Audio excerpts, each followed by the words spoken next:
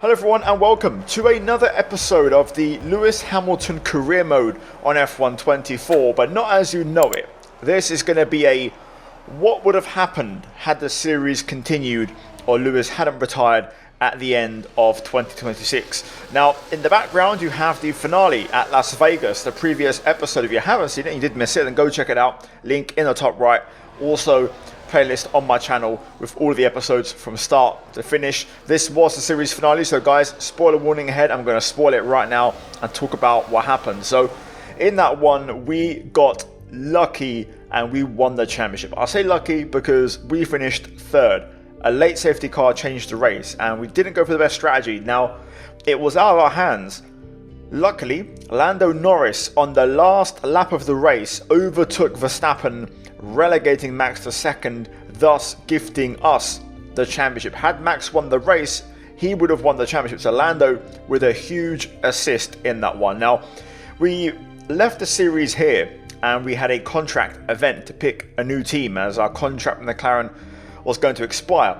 Now, we'll talk about that in just a bit. Here is the fallout from that race. Now, we hit the championship accolade, which is, I believe, 10 World Championships. We're also leading in the rivalry versus Verstappen.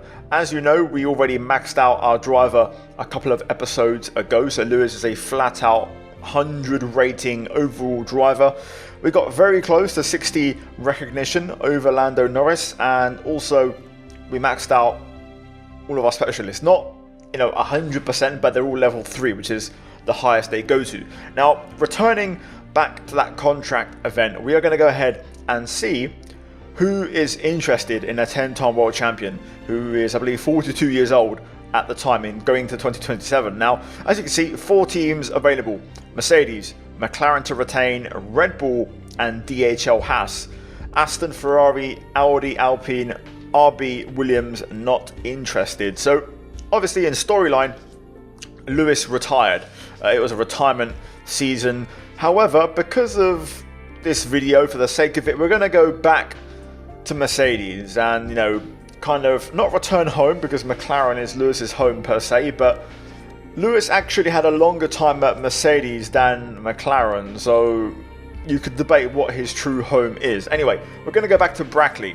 And we're going to go back into Silver Arrow territory, signing a 1-year deal. We're already maxed out, so there's no perks to really negotiate. So, yeah, we join Mercedes once again for next season. As you can see, our specialists are going to come with us, and they're all maxed out. So, in the meantime, we're going to skip ahead on the timeline. We're going to save up our R&D points to spend them once we're dressed in Mercedes colours.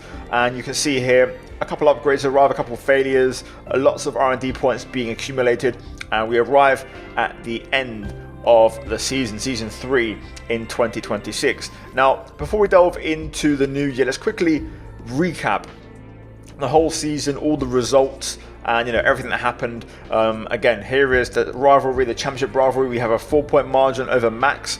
First to 350 wins. Obviously that's not going to happen because the season actually finished, so I assume I won that rivalry.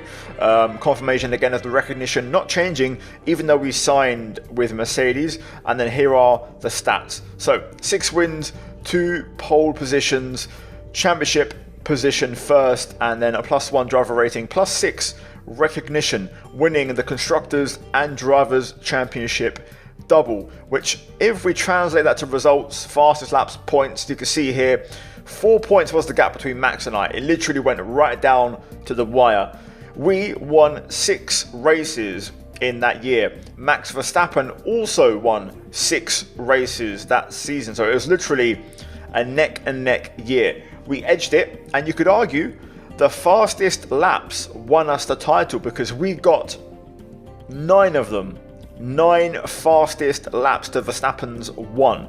So on paper, I believe Max actually outscored us in terms of position points, but we got an 8-point swing on fastest laps, which brought it back into our favour. So it's pretty insane how that works out, and quite relevant as in real life the fastest lap rule has been removed for 2025. So, we won't be seeing this much more in the future. Elsewhere, things to note, Lando Norris won one race, and it was the last one. George Russell won 2 races, also looking pretty decent for Mercedes. Now, the accolades you can see on the right side, Tier 3 championship wins. We've already maxed that out for Lewis Hamilton. We also have Tier 2 everywhere except for pole positions. We have plenty of wins, plenty of fastest laps, race starts as well. And yeah, obviously qualifying, not my strong suit, so the pole positions are still tier 1 in terms of accolade. But either way, a very great season, a really just great series in general. We had, you know, targets and we smashed them all along the way, winning a championship with 3 different teams each year, all 3 seasons, with Mercedes, Ferrari and McLaren, which is pretty damn awesome.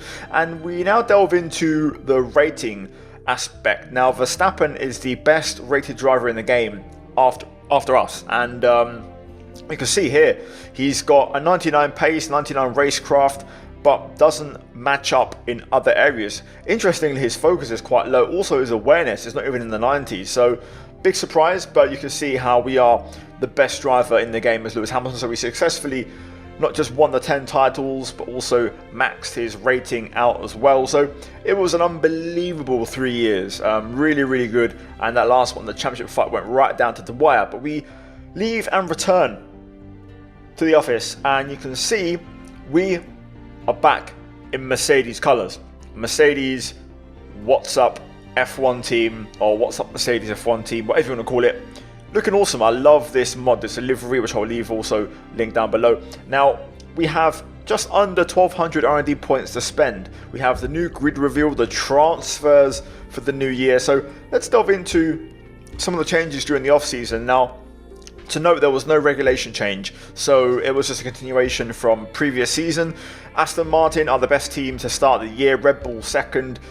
No big change, top 4 teams. However, further down, Ferrari, Audi also looking pretty decent. You know, there's a few changes there just happening in the background.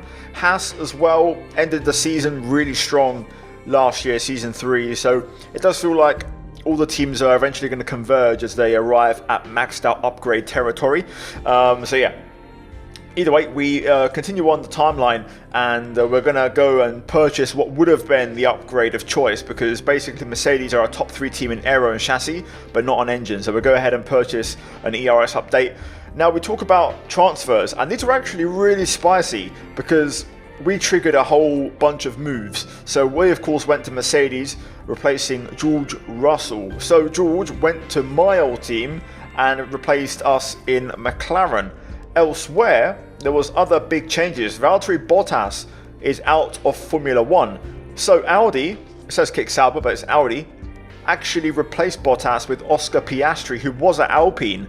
And Frederic Vesti has been signed by the French team, which is pretty epic. So some pretty awesome, you know, driver moves. And actually, I would have been keen to see how this plays out, you know, seeing Lewis back in Merc, George in McLaren, of course, you know, Red Bull still the same. Ferrari have Leclerc and Pierre Gasly as well. So definitely some decent changes. Anyway, we're going to get to the grid reveal and see exactly how 2027 would have looked had we continued with the driver transfers in place.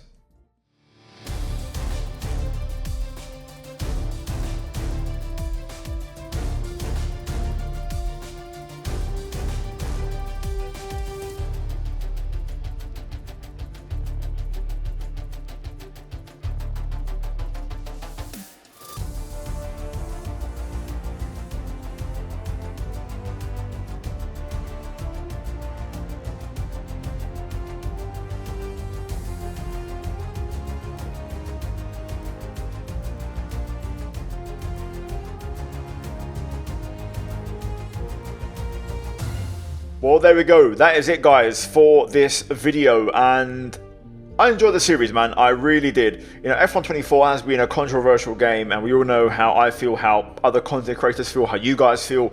But the series itself was fun. I really enjoyed, especially the first season. Also, the second one, to be fair, Ferrari was quite fun as well. And we made a good effort with it, and it all worked out pretty well in the end. So, yeah, that's it for driver career. The question is, what's next? Well, you'll find out in a couple of days' time, but I'm sure you guys are familiar and it's a return of an old friend. So I'll see you guys in a couple of days. In the meantime, like, subscribe. A big shout out to the members for supporting the channel, the videos and the content.